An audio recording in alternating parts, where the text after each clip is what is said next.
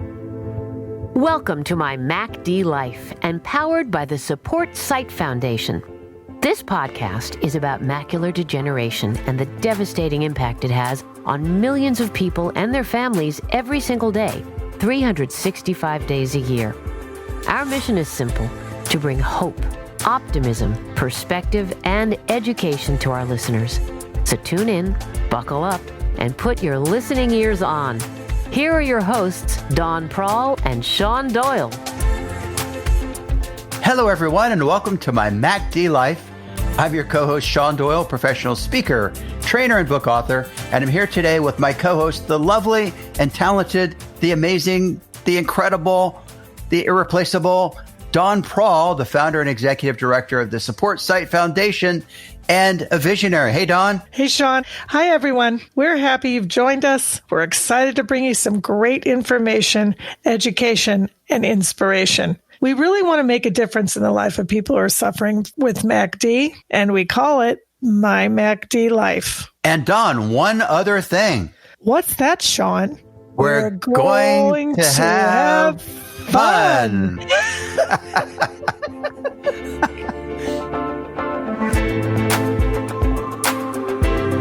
So folks out there listening to My MacD Life, this episode, I'm really excited to have our guest who's coming up on the show with us today. I'm going to introduce Mark Greget, or Greget. It's a joke between the two of us. However you want to say it. And Mark is the founder and CEO of NuEyes. And we've got a lot to cover, so stay tuned. Support for today's My MacD Life podcast comes from Healthy Vision Association, Novartis, The Sparrow, Centric Bank, and Hinkelstein & Associates. So, Don, I was reading this morning as part of my morning ritual, which every day I read. The book is about business strategy. And I know that this show is not about business strategy, but extrapolating that idea of business strategy, I came up with the idea of, if you're diagnosed with macular degeneration, instead of just being upset or grieving or being sad, why not come up with a strategy, an action plan, a strategy, a map, whatever, to navigate through your diagnosis and to navigate through your life. Like a care plan. Exactly. So I think a lot of people, when they're faced with adversity, the adversity is so involving that it just consumes them, instead of stepping back and saying, well, what's the plan now? What strategy can I come up with to succeed and live with this disease and treatment and all these other different elements? So just wondering what you thought about the idea of having a strategy around a diagnosis of macular degeneration. It might help people do it if they thought about it like that. So a lot of, people, patients, when they're diagnosed with the disease, chronic disease, asthma, arthritis, diabetes. I was in acute healthcare a lot of my career, and, there are care plans, and, there's a doctor, a nurse, whatever, everybody's involved. And the strategies are diet and exercise and all the things to get healthier. So I think people do eventually create a care plan, but for MacD, but I will say, let's talk about that. So people who are out there listening, so you might be a caregiver and not have the disease. And we hope you're listening, because one of the things that you could do as a result of this podcast or this conversation is to think about the loved one in your life or the friend or whomever who has MacD, maybe suggesting to them, what's your plan? What's your strategy? Because you're going to live with this, and for now.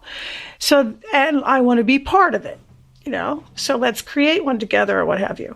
The other thing about macular degeneration, I think that makes it a little bit different than other diseases, is that it's your vision. So that's scary. I can't see that it impacts everything. That's right. Everything. Your arthritis impacts your life, but I don't know.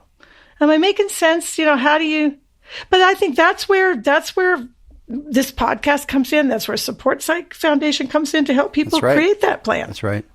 And I'm not downplaying the seriousness of arthritis, but I think with arthritis, You may have good days and bad days, and some days you can function better than others. And there's no treatment for dry macular degeneration. It's not out there yet. I mean, I think we're getting there. The research is getting there because 85% of people have dry. Yes. Or you can have a combination of, but, all you can do for dry is, take the vitamins.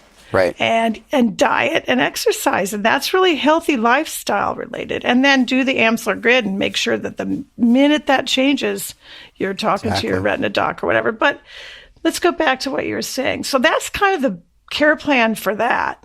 So that's kind of already done. Mm-hmm. If you have a good friend and you call a good friend up and you're upset about something, a really good friend, in my opinion, says, so what are you going to do now? And not just going, feeling empathetic. Yeah, you're teaching our listeners to plan. So what do you do if you're not the kind of person who does that? What do you think? It's a great question. I think that's what we're all about here on My MacDLife, is to provide support, to provide resources, to provide information. So seeking people out that can help you, whether it's your medical provider, whether it's a physician's assistant, whether it's a medical professional, whoever, friends, family, articles, websites. Information. It's about data and information. Is power, information, and will help you develop a strategy. There's a brand new resource that we were involved in out there, folks, called AMD Central. We're going to have some folks on who are going to talk about it. Dan Roberts, who's in one of our episodes, alluded to this. So it's a collaboration between several macular degeneration, nonprofits who serve the macular degeneration community, like Support Sight Foundation. And I'm proud to say, led the way to create this AMD Central as a resource online and a place to start if you have macular degeneration or you're just diagnosed. And it's for caregivers, families, patients, and it's really an amazing resource, and it's brand new out there. One of the things we can suggest to people is that resource, along with MyMacDLife, and yes, is the beginning of you creating your plan that's right for you.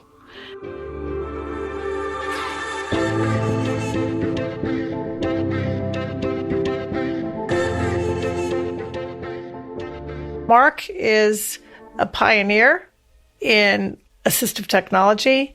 He's a veteran in this space that we're in, visually impaired community, visually impaired issues. And he is a futurist and a visionary, no pun intended. I could go on, but we're going to start out by saying, hey, Mark.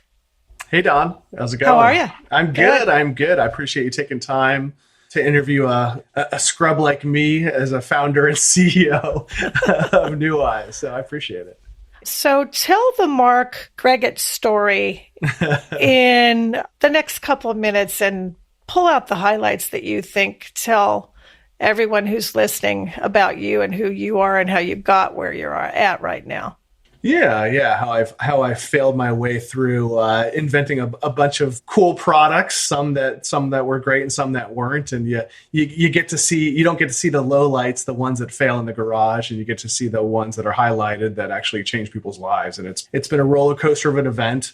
Obviously started out, I'm from the East Coast, from the Washington, D.C., Virginia area.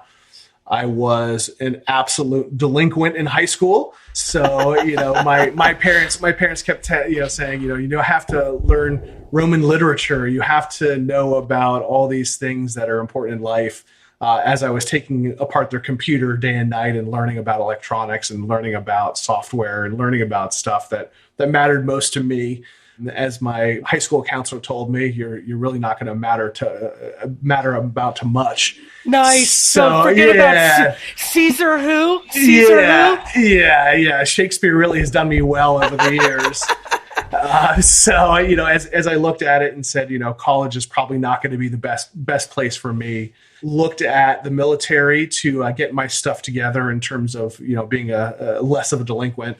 So chose the Navy out of high school, and I remember this like yesterday. So I'm down in Richmond, Virginia, taking my ASVAB test, scared out of my mind, and looking at the book. And I get back, and as my high school teachers told me, you're getting F's and D's and C's and things like that. they give me this massive binder and they go, Mark, you're really smart. Pick what you want to do. And I'm like, what? Like this crazy room. Like, okay, like, all of those things that I were passionate about and I liked really kind of at the end of the day were real life experiences to go out and do something good in the world. So enlisted in the Navy, had a good time, saw a lot of great places, saw a lot of bad places, but overall, I think the most important thing gave me confidence in myself. It gave me confidence in going out and saying, it's almost a leadership skill course, if you will, a crash course. Absolutely. In entrepreneurship, you have these life skills that you didn't know about that really came out in the military. And after the military, fast forwarding to 2000, I went to college in San Diego, got straight A's, loved what I was doing and couldn't understand why people were complaining about being in San Diego in the first place and too big in school. So it was a great experience. I minored in marketing, majored in business, loved just the whole business aspect of stuff. And, got into the assistive technology space a few years after that. I was pulled in by a buddy of mine and said, you should really take a look at this in terms of distribution. Helping people is super important. And that's what I've always been passionate about. And going out there and learning about macular degeneration, learning about glaucoma, learning about all these visual impairments where obviously glasses don't help, surgery doesn't help for the most part. It was really about kind of learning, why don't glasses work? Why doesn't a hand magnifier work? And kind of figuring out this space, this industry from a ground up mentality and really just, pushing forward and trying to help people just like you do. Cool. So let's pick that apart a little bit if we can, because I know it's hard to, kind of compress in all your whole life story in 3 minutes. But so Navy, we got a lot of veterans out there listening. I'm sure they can all relate. And thank you for your service, by the way. Okay. So Navy got you in ship shape, no pun intended, sounds like, and changed your life, changed your course. Which that's we can all relate to that, the paths that we all take and the turns that we choose. So get to college, you smart guy, you're confident, and so assistive technology, you could have gone a million directions, business school, business, whatever, marketing. Two things. Why assistive technology? But before you answer that, I think it'd be great for you to share with our audience what assistive technology means. So define it. Okay. And then why that? Why that niche? Assistive technology, something that's really enabling somebody to deal with what they have. It's really changing somebody's life for the better, where they can go to school, they can go to work, they can see a loved one's face. It's these almost immediate reactions of assistive technology empowering somebody to go out and do and hopefully do what I'm doing. Hopefully do what you're doing, to really go out and just really be somebody that can be empowered by technology of today. When I got out of business school, I originally went into financing. And it's this knife that's constantly in your back. The investors are never happy. They always want a higher return. They always want this. You're working long hours. And I remember, again, a lot of my life, I remember like it was yesterday. My wife, I have 2 small daughters at the time. They're 15 months apart. I'm miserable on Sundays. I'm just cranky. I'm crabby. And my wife's like, listen, go do anything. Go pump gas. It doesn't matter. Just go do something that's going to make you happy. And I really wasn't sure what the next step of my life is. You have that fear of the unknown. I know I'm miserable. Got to pay the bills. I have young ones that obviously I want to support. So a buddy of mine, said, take a look at this. Let me know what you think. And I had, full disclosure, I had no idea. I mean, I knew I was a technologist at heart. I knew I wanted to do something that changed lives. Financing sure as heck was not that. And he said, Mark, you don't know what this is. Come out with me for a day. Just come out with me for one day. I'll treat you to lunch, which he treated me to Denny's. So if I knew that, maybe I would have gone out. And, he said, come out for me with a day and see what this stuff does. To come full circle, now you're in a business where you've created products where people can see their 401k, they can see their IRA, they can see their financial statements, their bank statements. So there you go. There you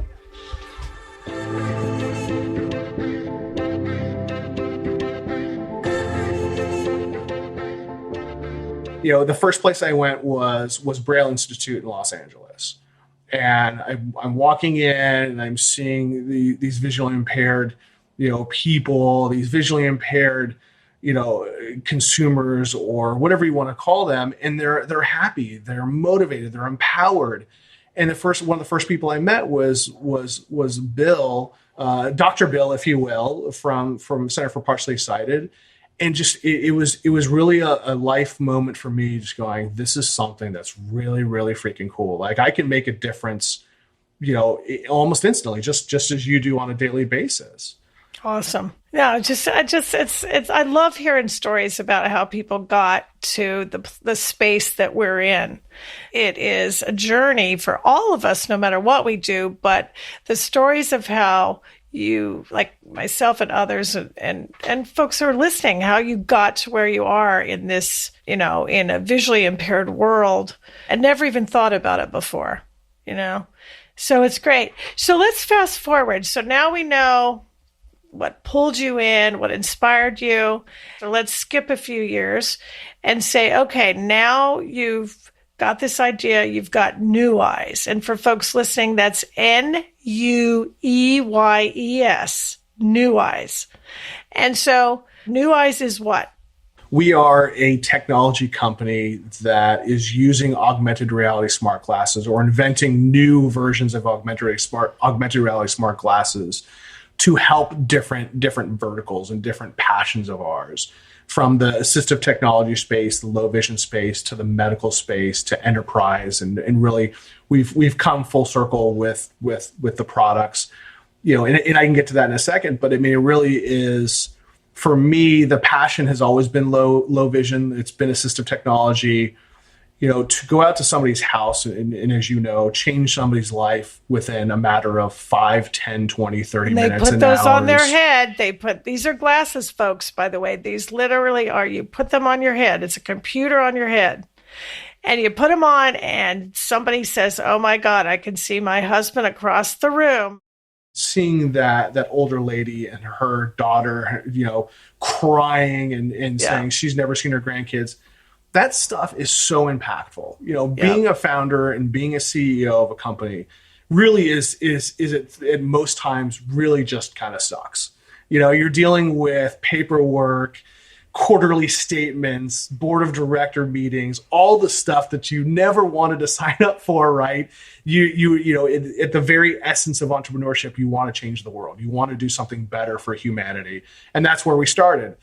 But it's moments like that you had on the news story. It's moments like James from the partnership with Comcast, where if you're not crying, like that's you're soulless. Like to be able to change people's lives like that, where she's seeing her grandkids for the first time, where you're doing such an amazing thing for this consumer group that really has been left behind, in my opinion. With macular degeneration, it's so prevalent in the U.S. 20 million. Yeah, 20 million people. And going back to my story, so my distribution, just like your distribution, was really kind of different when I first started in 2010, where they said, don't go to doctors. Don't go and see the retina specialist. You'll waste your time. And I was like, I have 2 small daughters. If they look at me weird, we're going to take them to the doctor, right? So partnering with over 175 doctors within the first 12 months of my distribution and really seeing thousands upon thousands of patients was where NuEyes was born. People said, why can't someone come up with a pair of glasses that does the same thing? Why? But Mark, let me interject here because Sure. I think this is important for our listeners to know, because one of the things that we get all the time, every day, somebody says, well, why doesn't my doctor know more about the device or know more about what's out there for me? Why aren't they connecting that? speak to that a little bit? Because I think that doesn't make sense to our listeners, to people who are not us, who are not on the inside. They see a huge disconnect. Yeah, no, and you're 100% right. So, talking with retina specialists and being friends with, now thousands of retina specialists over the years, in some cases, if it's not about education, the retina specialist feels like he or she failed. There's nothing more I can do for you. The psychology behind it is there's nothing more I can do for you. Yeah, come if you back have dry. in 4 weeks. Right. Yeah, if you have dry, there's nothing to eat, right? You exercise. We talk about that on this podcast. It's on the website. It's on Support Site Foundation.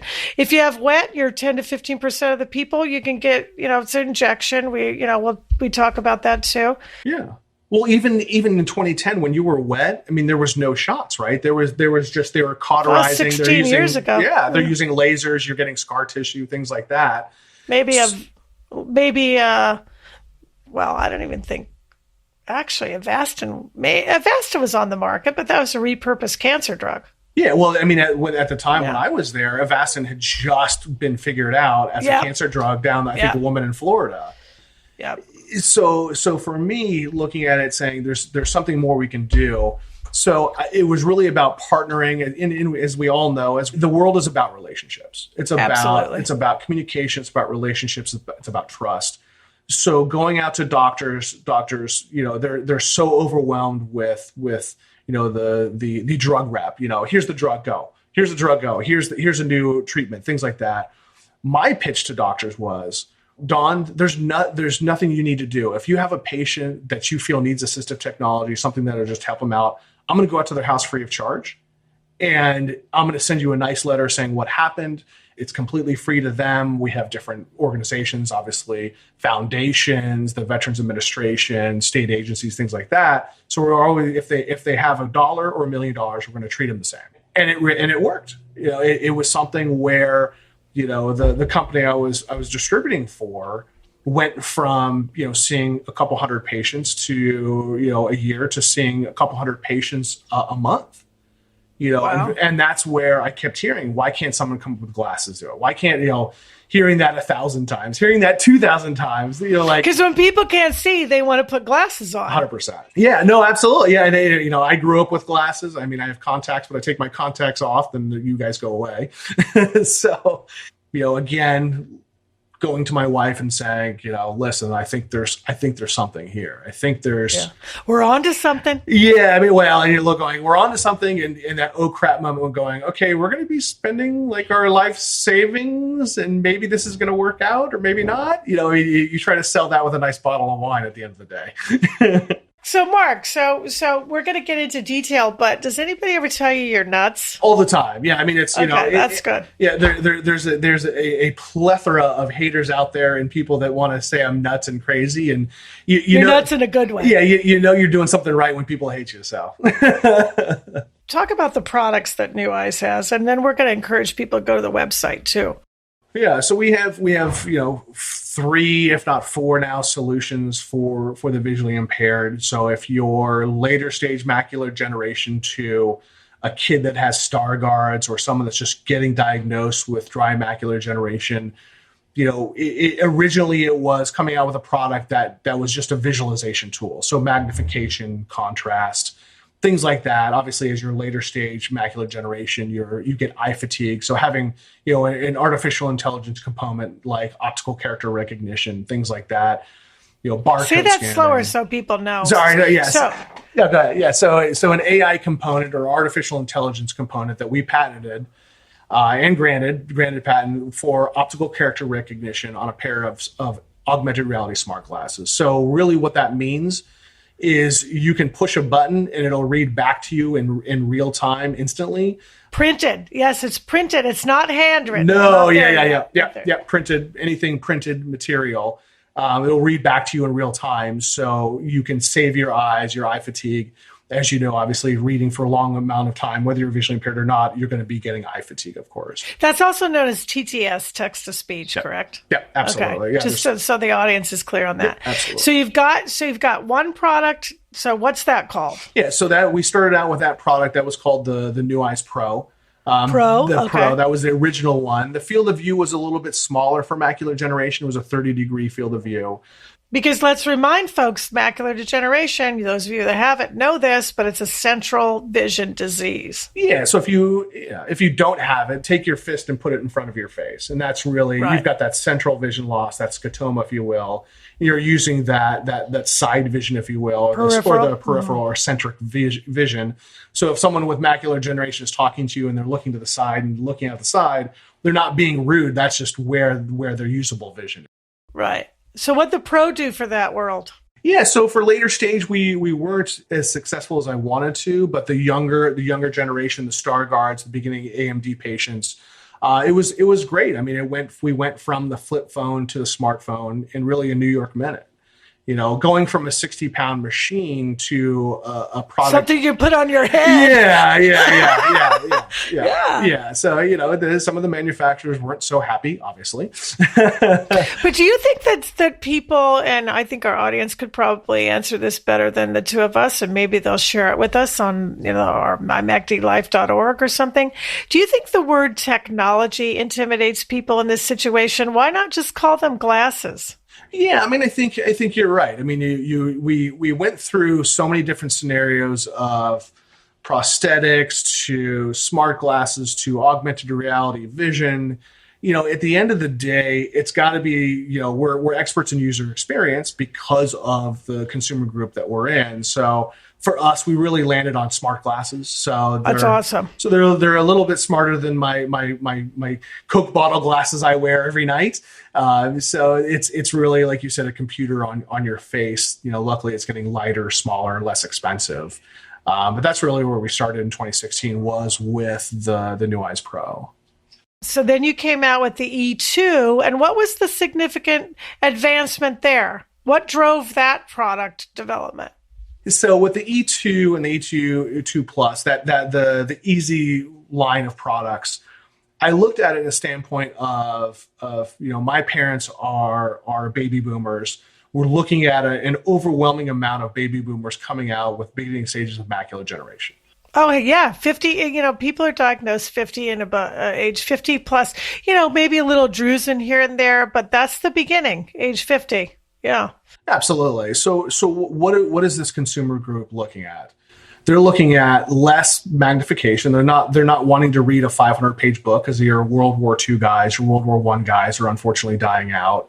They're living to their hundreds, but not much past that. So for us and me looking at going, what if we created something that was so unique and so different that we included digital content as well as that magnification piece that obviously is very important?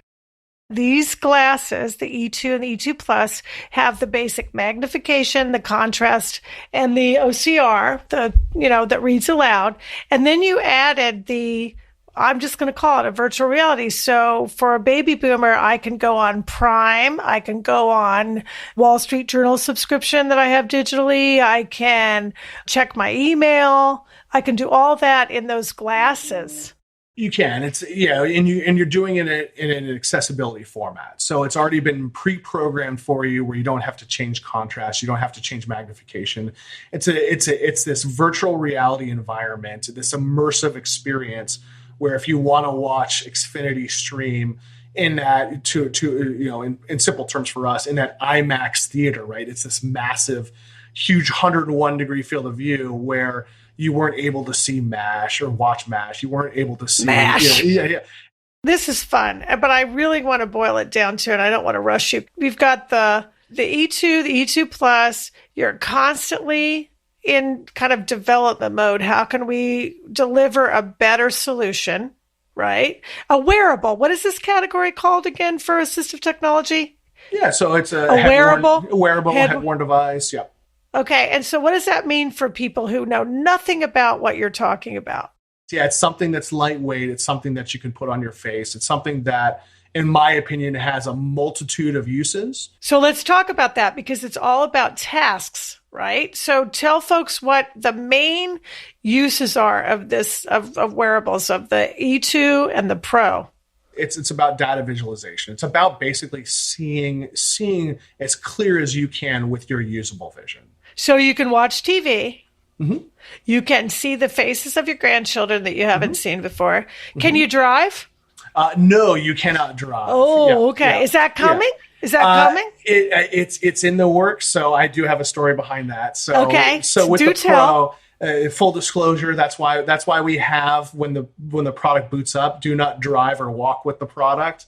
We launched the Pro in 2016. I get a call about 2 weeks later. I won't mention his name. He's a distributor in upstate New York.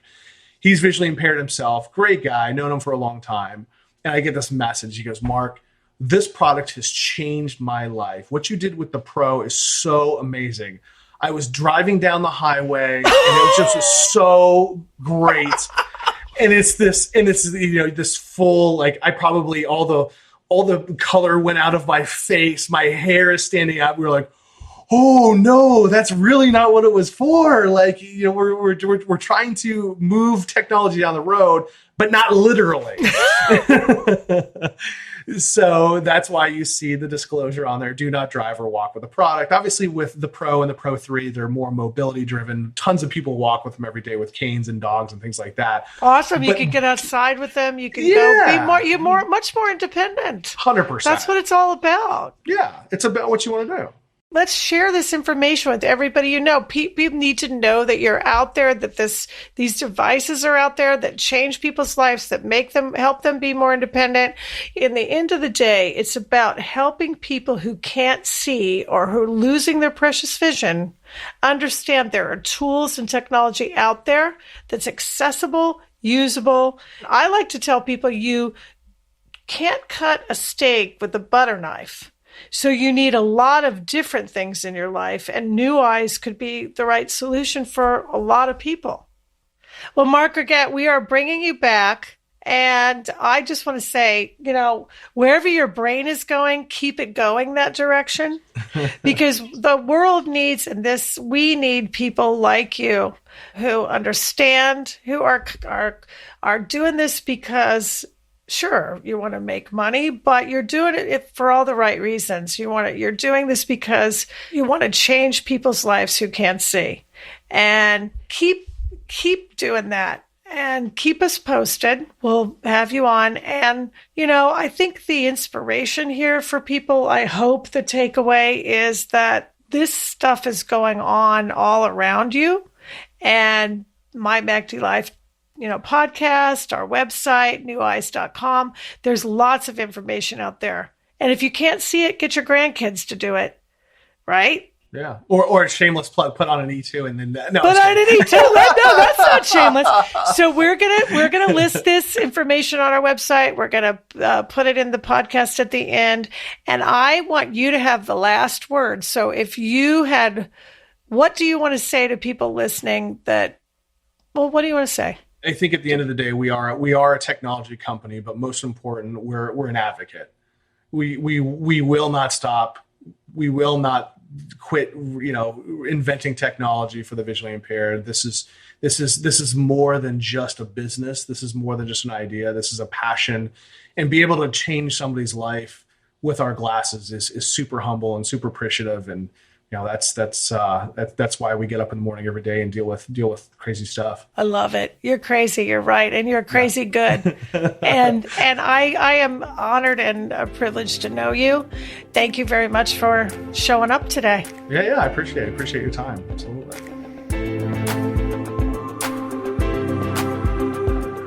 MyMacDLife. MyMacDLife. MyMacDLife. This program is empowered by the Support Sight Foundation. The Support Sight Foundation mission is to save sight for millions of people who suffer from age-related macular degeneration, AMD, and lose their precious vision. As a 501c3 public charity, our goal is to provide patient education and access to low vision resources to help individuals, families, and caregivers whose lives are severely impacted by AMD. We place a high priority on connecting with people, their families, and loved ones who live with the daily struggle of impaired vision. The Support Sight Foundation funds innovative research projects conducted by the top scientists in the field who are on a path to discover effective new tools, technology, and treatments for people like you with vision loss.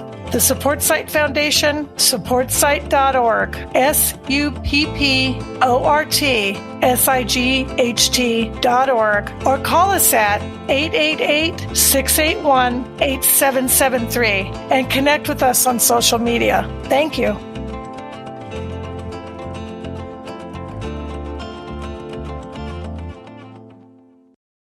Tips to help maintain independence living with macular degeneration are all about making your life easier. We hope you're listening, and maybe even if you're in a situation where you can jot these down, go for it. Again, we're going to talk about the correct magnification.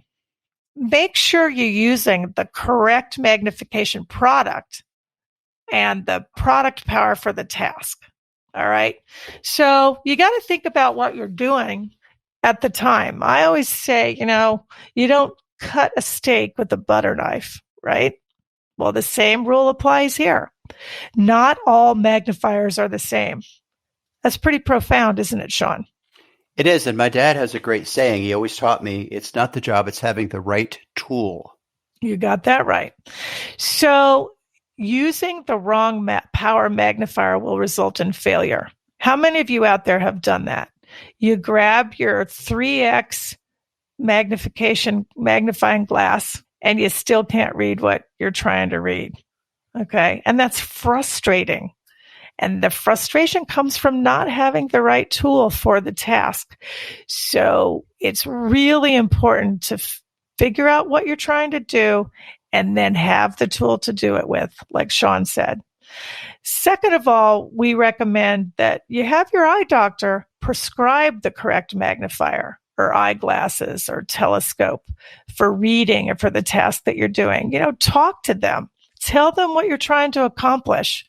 It's a relationship, and they can prescribe things that are going to help you. But if you don't tell them what you're trying to do, it's really hard for them to do that. So have that conversation with your doc the next time you're there. You'll be glad you did. Sean, what do you have to say about magnification? It's a hot topic right now. It is, and it's something that's very near and dear to my heart because my wife suffers from low vision. And so I think it's really critically important to learn to use your magnification products correctly. A lot of people think, you pull out a device out of the box, you hook it up, you plug it in, push go, and boom, right? But it doesn't really work that way in real life. What really is important is that you have to realize that it takes practice and patience. And so I've seen my wife make remarkable progress with her reader because she was willing to practice and take her time with it and to have patience. And now on a daily basis, it's reading documents, all sorts of amazing things. So it's really changed the quality of her life by being able to use those readers. But it did take practice and patience in the beginning. So the key, that's awesome, Sean. The key to this, folks, is, and a lot of you are out there are doing this, but we just want to encourage you to keep practicing and have patience with yourself and use the right magnification for the task. That's the takeaway for today. Thanks for joining us. MyMacDLife. Hello, everyone, and welcome to the board profile section of today's MyMacDLife. I am really excited about our board member guest, Charlie Collins. He's joined us today. Hi, Charlie. Hello, Dawn. Great to be here. Before we get started in our conversation, I want to say this to you. On behalf of the Support Site Foundation, and we empower MyMacDLife, I want to say thank you. We are incredibly grateful to you for your inspiring leadership, your commitment to changing the lives of people who are losing their vision all over the world and doing it one person at a time. I learned that from you. So thank you. Well, you're welcome, and thank you. Why don't you tell folks joining us today a little bit about the story of Charlie? Sure. Well, I have 4 sisters and 1 brother. And back in the mid-70s, we were struggling, a few of us in the family, in and out of doctors' offices, psychiatrists' offices, learning difficulty type doctor offices. I'm not really sure, but I do remember they were trying to find out what was wrong with me. So we actually couldn't get any answers in the state of Connecticut, but it was suggested that we head up to Mass Ioneer. And all of us, because I had an older brother and sister who were also struggling. So all 8 of us, but my 4 sisters, brother, and my parents jumped in the station wagon. And we headed to Mass Ioneer. And after 2 grueling days of testing, we were sat down, and the doctors told us that 4 out of 6 children were diagnosed with a very rare eye condition. This was 1976. How old were you, Charlie? 9. I was 9. A very rare eye condition called juvenile macular degeneration, and also known as Stargardt's. But back then, that's all we were told. And then we were encouraged to come for the next year and a half or so. Every quarter, as a family, they would test all 6 kids. They were trying to figure out what recessive gene, what is going on. Basically, what I thought they were doing was going to fix it, solve the problem. And and that's not what happened. But I can tell you, at 9 years old, when you get told you have an eye disease, I can't even comprehend that. But, the thought was, does that mean I'm maybe not going to be able to, be a jet fighter pilot, a cop, a fireman? I just started toying with those thoughts. So I would say a year and a half later, sitting there for our last time after another couple of grueling days of testing, we were sat down again by those 2 doctors, and these guys were, hair all over the place, big beards coming down. They were scientists. They rarely got outside. They had yesterday's lunch in their beards still.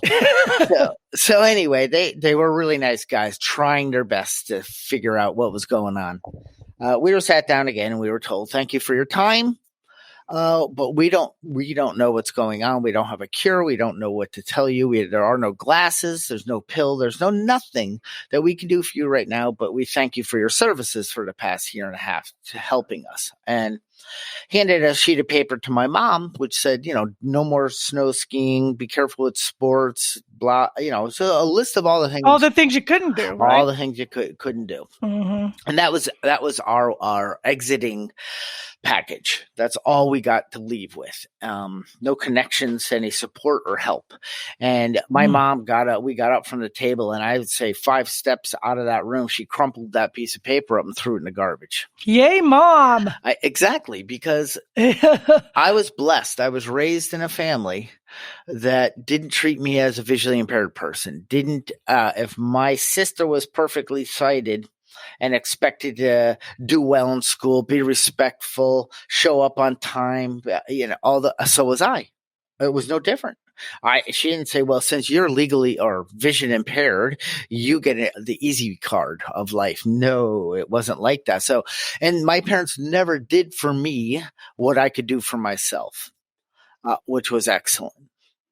Wow, Charlie, that's just really an incredible story. And I'd like you to share with our listeners what it was like when you started your life out at 9 years old as a young kid, finding out that you have this disease, vision disease, that you're going to have to live with. Nobody knows how to take it away. Nobody knows how to make it go away. So fast forward for us some crucial points in your life where you started to realize that was the case, that you had to live with it. And now what do you do? Yeah, that's a great framing, because those are monumental points. I couldn't wrap around progressive disease, illness of the eyes at 9, 10, 11. I couldn't wrap around that this was going to haunt me the rest of my life. I was a young kid. I didn't have time to think about that. But one big shift at age 13, when I went to school one day, I was walking down the hall and I started realizing, I can't really see the faces of all the other kids, but I can certainly hear everything going on. And I was so used to being in there. It was 8th grade-ish. I was so used to it at that point that I kind of knew my surroundings and everything so well, but they always put me in the front row of the classroom, which made me feel less than or different than the other kids. Because even in the front row, I still struggled to see the chalkboard. It was a chalkboard back then, and Yeah. and the teacher would say, we're going to open our books and read today, and my heart would just sink, because I read slower, and the kids would tease me, "What's the matter?" I won't say what they would say, but it wasn't as kind back in those days.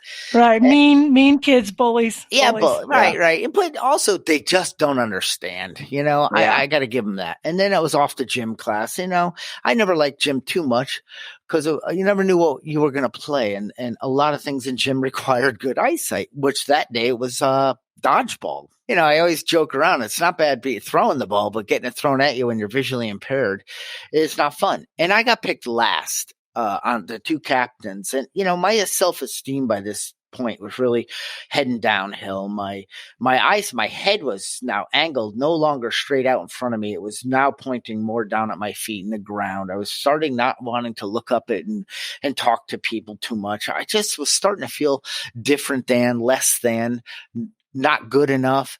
And that was really, really starting to affect me. So that was a big one. But I went home that day with a kind of a load on my shoulders, that load of fear, that load of, I don't fit in, I don't feel good. Now I'm finally going to my safe place, my home, where I feel fine at. Mom tells me, I walk in, "How was school?" "Oh, it's fine." I wouldn't tell her that I'm full of fear. I don't ever want to go to school again, Mom. I'm not smart enough. Everybody's better than me. I hate this. I didn't say that. I just said it was fine. She told me, "Well, you have a piece of mail in the other room." "A mail? 13 years old? I don't get mail." Okay. I went and opened it up. It was a big piece of mail. I bet you were excited too, right? I needed that. Yeah, I needed that in my day. Finally, something good. Well, I ripped it open, dumped the contents out. Well, I pulled out this big piece of paper, and in large print, thankfully, it said, "My name, Charles J. Collins. You have been declared legally blind by the state of Connecticut." And I thought, what? Now my whole state knows I'm a loser? I just thought, no, really. It was like, the cat is out of the bag. I've been trying to hide this thing. I don't want people to know. And now the state just announced it. I mean, I got a free fishing license and all that. And then these days, Dawn. So you can't see, so you can just go fish. That's got to change. Yeah, I don't know. But anyway, well, and I joke around now because I'm over that place. I broke through that. I always say I'm grateful I wasn't declared illegally blind. Right. So yeah, I can see why that's a fast forward. So you were 9 at that point. You were 13. So we're talking four years later, and then it was like, pow, right? That certificate really was a huge, huge turning point in your recognition that you are living with this situation. So where'd you take that? So fast forward, to your adult life for us. And if anyone were to meet you on the street, I mean, I know our folks listening can't see you, but if anyone were to meet you, they wouldn't really even know that you are visually impaired, I think. Right. Well, where did it take me? I remind people, I did not know this, but I don't see through my eyes. I see through my brain. I see, we don't see through our eyes. We see through our brains. With a happy, healthy, wealthy brain, vision is possible, but it wasn't for me. So for the next 10 years of my life, I suffered. I struggled. I blamed. I complained. I rationalized why I acted the way I did. I defended my position. It was the teacher's fault. It was my parents' fault. It was my brother's fault, who also was legally blind, but getting good grades. And I would say, "Why are you getting good grades?" They making me look bad. And it just, I could not take any responsibility for the disease in my eye. And what was coming true is what the doctors told us. It was a progressive illness. It was getting worse over time, not better. And that's what happens to, the at any age with MacD. Right. Yes. And so, for folks listening I'm sure a lot of people can relate about that feeling that you're describing, the fear and the what do I do next, and the sadness and the depression. Mm-hmm. Yes. Yes. Yeah. The depression, the fear of the unknown. Like, I don't know. I don't have an answer with forwardness in my life. And that scared me. I still don't, but it doesn't scare me anymore. Well, so that's a good point, Charlie. I tell people why it doesn't scare you, to help them understand. Maybe there's something in your story that other people can grab onto. Well, I'm no longer the legally blind guy. I'm Charlie Collins. I'm a person that has some adversity, has a challenge in my life, but it's something that I can overcome and work around and work through. And so when I'm looking out into the future and planning my life and thinking about where I want to be in 3-5 years or in a week, eyesight doesn't come in. My eye disease doesn't come into that equation or that thought. It's not a part of it. I think that's what, Dawn, the bondage of self that I built up over the years, that selfish, self-centered fear that I was living with, though I didn't know so. I didn't think it was my fault. I thought it was the God of my misunderstanding, the parents that never should have had me. The teachers that were hard on me, they wanted me to do homework. I'm blind. Be nice to me. Just give me a dang A. I didn't realize I was a victim. And in that, I gave away all my power, and the bondage inside of me was really killing me, to be quite honest. So is there a spiritual aspect to that you could share with people? Well, I believe that we're all born with some sort of power outside of our conscious thinking brain that, definitely. Cause I was only the decision maker in my conscious thoughts always. I never allowed the answer to come. I made it on the spot. And over the years, when my spiritual malady, which is a disconnect, I was disconnected from nature, from the spirit of the universe, whatever it might be called for you or for whoever's listening, but I was disconnected from that. And, and there's a fourth dimension of existence that I wasn't a part of, that spiritual tapping into. And once that spiritual disconnect, that spiritual malady was overcome for me, I straightened out mentally and physically. And what I mean by mentally, my thoughts shifted to more positive, to more, how can I help? What can I do to help others? Not just Charlie. My physical, and I mean my physical space, my physical body, my all of that started cleaning up. It was amazing. And all of a sudden I looked at my parents differently, loved ones, people all around me they stopped bothering me. Because you lifted all that up, it sounds like, and looked at it differently. So when you say physically, so you share one or two things that you did that others could do that really helped you as part of what you just described, because there's a lot of pieces. That's a lot of unpacking.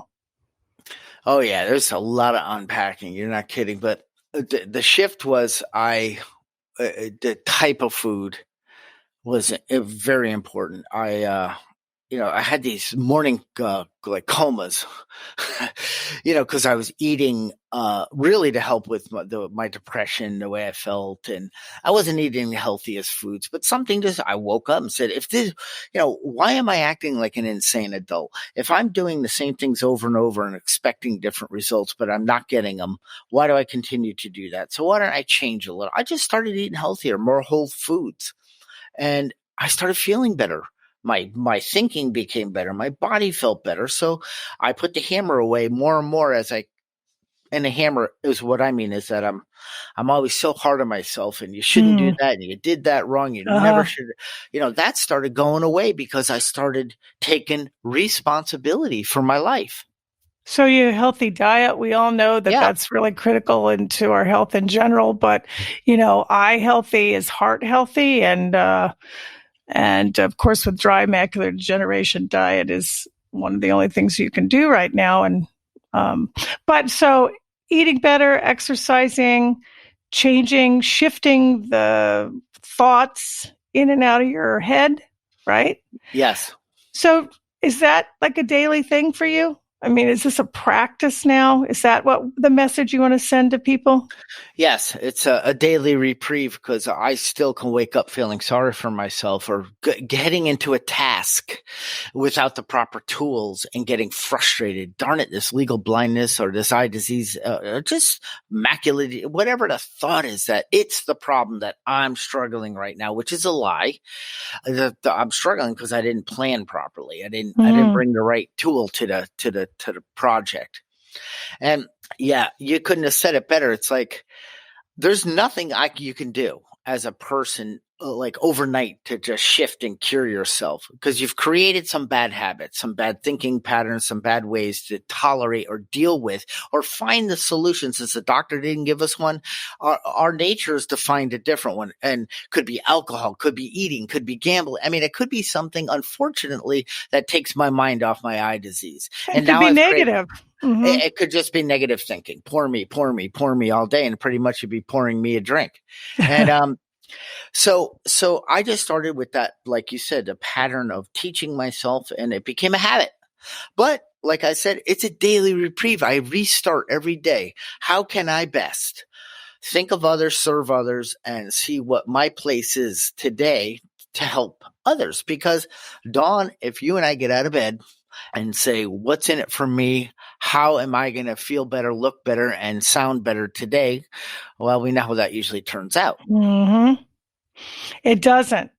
So I love your message, Charlie, and that connects so much to not only your life's work and your own condition, but also, to the Support Site Foundation. I mean, the bottom line is we all know whether we have MacD or another disability or another chronic disease, arthritis, diabetes, what have you, that if we're always thinking inward and about our own selves, it ain't gonna help. If we think about others and we put ourselves outward and all of our energy outward to change things, it's so much better, right? Dan, may I just end with one thing? Sure. Something, and like you and I have been together out trying to not trying. We don't try. We do. We hit the pavement. Right. We knock on doors. We put together large places for people to come in and get educated and all. There's one thing I always like to say, and I try to get this message across. People generally change for one of two reasons. It's inspiration, which we offer at these educational events through the Support Site Foundation. Inspiration. We want to inspire you and empower you to take the right action to improve the quality of your life. Because MacD is not an individual disease. It's a family disease. It affects everyone. If we take responsibility for our lives, it kind of, the whole family, the joy lifts in the home because we're not feeling sorry for ourselves. Second way people generally change is desperation. And it's the truth of the human. They change for one of two reasons. And if you go down to the desperation and you finally sick and tired of being sick and tired, you raise your hand and say, forget, I surrender. I want help. I'm going to do it differently. It's much harder from that point, even though it's possible. So Dawn and I, our goal out there is to inspire and empower people to change. We don't want to see you get down to the desperation part of life. Very well said. Lastly, and I love this, and you're going to laugh because every time we talk, I end up in this place. Would you please share a couple of your Charlie-isms and little quotes and things that you use to inspire people and motivate them? Just share a couple of them. Well, one of my quotes is, don't believe what you think what you believe. Love that one. Give me one more just to end with, please. So sure. I do presentations a lot. One of my slides is what is the number one cause of blindness? And people will popcorn out answers, and they're always yelling their eye disease, macular degeneration, diabetic retinopathy, retinitis pigmentosa, cataracts, glaucoma, and those are all great answers. They're all wrong, but the number one cause of blindness is thinking. And I always say, because how could it be an eye disease? We don't see with our eyes. We see with our brains. And the reason you're struggling isn't your eye disease. It's what you think about your eye disease. It's what you think the limitations it just put on you. Because maybe it took away driving or watching the TV the way you used to, but it didn't take away your ability to think a way to work around that and improve the quality of your life by helping others. And on a high note, thank you, Charlie. You're the best. You're welcome. MyMacDLife was created by the Support Site Foundation to serve the macular degeneration community. This award-winning educational podcast is one of a kind and is an innovative way to strengthen and empower people who are living with MacD. MyMacDLife is made possible by generous tax-deductible donations from people like you. To donate today, visit mymacdlife.org/donate. Hey, everyone. Thank you so much for spending time with us today. We're really glad you're here. Please come back. Yeah, it's definitely a privilege and a pleasure. And remember, for more information, please go to mymacdlife.org. We have all sorts of resources and info there for patients who have MacD and their families. And remember to join us next time on My MacD Life. Thanks for being with us on My MacD Life, the podcast with a vision to bring hope, optimism, perspective, and education to our listeners. For more information and many great, incredible resources, visit mymacdlife.org. This program is supported by amazing listeners like you. During the season of giving, please consider a donation to keep our mission moving forward. Remember to subscribe to this podcast on iTunes or wherever you get your podcasts.